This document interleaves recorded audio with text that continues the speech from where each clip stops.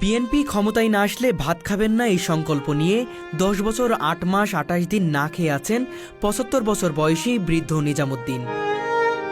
তার এই অদম্য সংকল্প বিএনপির প্রতি ভালোবাসার এক অনন্য দৃষ্টান্ত হয়ে উঠেছে।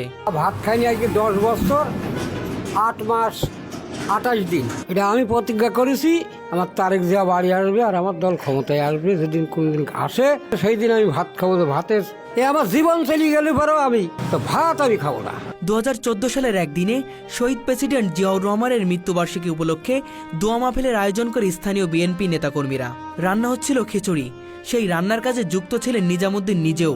কিন্তু হঠাৎ করে আওয়ামী লীগের কিছু নেতাকর্মী এসে সেই খিচুড়ির হাঁড়িতে লাথি মারেন, ফেলে দেয় মাটিতে। সেই দৃশ্য, সেই অপমান সহ্য করতে পারেননি নিজামুদ্দিন। আর তখনই মনের মাঝে স্থির করেন যতদিন বিএনপি ক্ষমতায় না আসবে ততদিন তিনি আর ভাত খাবেন না। ওই ভাতে লাথি মার সব ফেলে দিয়ে ওই যে আওয়ামী লীগের লোকজন যে আর এই মৃত্যু দিবসের এই অনুষ্ঠান আমরা করতেছিলাম, কিন্তু ওরা এসে আমাদের সেটা করতে দেবে না।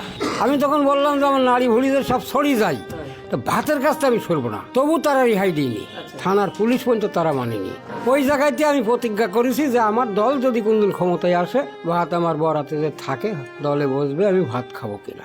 নিজামুদ্দিন পেশায় একজন কাঠমিস্ত্রি, তবুও প্রতিদিন সময় করে যান স্থানীয় বিএনপির অফিসে। পরিষ্কার করেন শহীদ জিয়াউর রহমান ও তারেক জিয়ার ছবি। তার কথাই দলই তার পরিবার, জিয়া পরিবারই তার প্রেরণা। অনেকে তাকে অর্থ দিয়ে ভাত খাওয়ানোর চেষ্টা করেছেন, কিন্তু নিজামুদ্দিন অনড় তার সিদ্ধান্তে। তার একটা আকাঙ্ক্ষা, বিএনপি যেন আবারও ক্ষমতায় ফিরে আসে। সেই দিন তিনি ছাগল জবাই করে গ্রামের মানুষের ভাত খাওয়াবেন এবং তারেক জিয়ার সাথে একসাথে বসে খাবেন।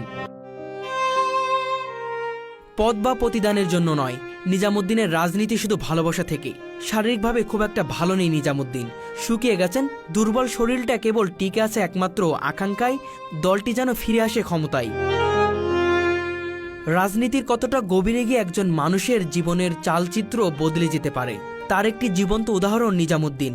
তিনি হয়তো অপেক্ষা করেছেন সেই দিনের জন্য, যেদিন তার দৃঢ়তা ও ভালোবাসায় স্বীকৃতি মিলবে তার নিজের শর্তেই, এক থালা ভাতের মাধ্যমে। সে ভাত খায়নি, এই যে সে যে কথাগুলো বলেছে যে এই যে কাঙালি ভোজে আপনার ভাত মাত লাতি বেরি ফেলে দিছে, এই কারণে সে একটা ত্যাগ, মনের ভিতরে একটা কষ্ট নিয়ে আর কি ভাত খায় না। আচ্ছা আচ্ছা, আপনারা গ্রামবাসী কখনো জোর করেননি যে? না, হ্যাঁ, আমরা অনেকে বলেছি যে তুমি ভাত খাও, তারপরে সে খায় না। ওটা আছে জিয়ার আছে মৃত্যুবার্ষিকী অনুষ্ঠান হচ্ছিল, আমেরিকার লোক ভাত ফেলে দেওয়ার কারণে সেদিন থেকে প্রতিজ্ঞা করেছে। হ্যাঁ, আমরা খোসামত করেছি। তা সে দলকে খুব ভালোবাসে, আচ্ছা এই জন্য সে ভাত খায় না। আচ্ছা বলে আমার দল ক্ষমতায় আসলে আমি ভাত খাবো। আচ্ছা আচ্ছা, ভালো লোক হিসাবে ভালো, উনি খুব গরিব মানুষ, লোক হিসাবে ভালো, খুব ত্যাগী লোক। কতদিন ধরে উনি? বহুদিন ধরে বিএনপি করে।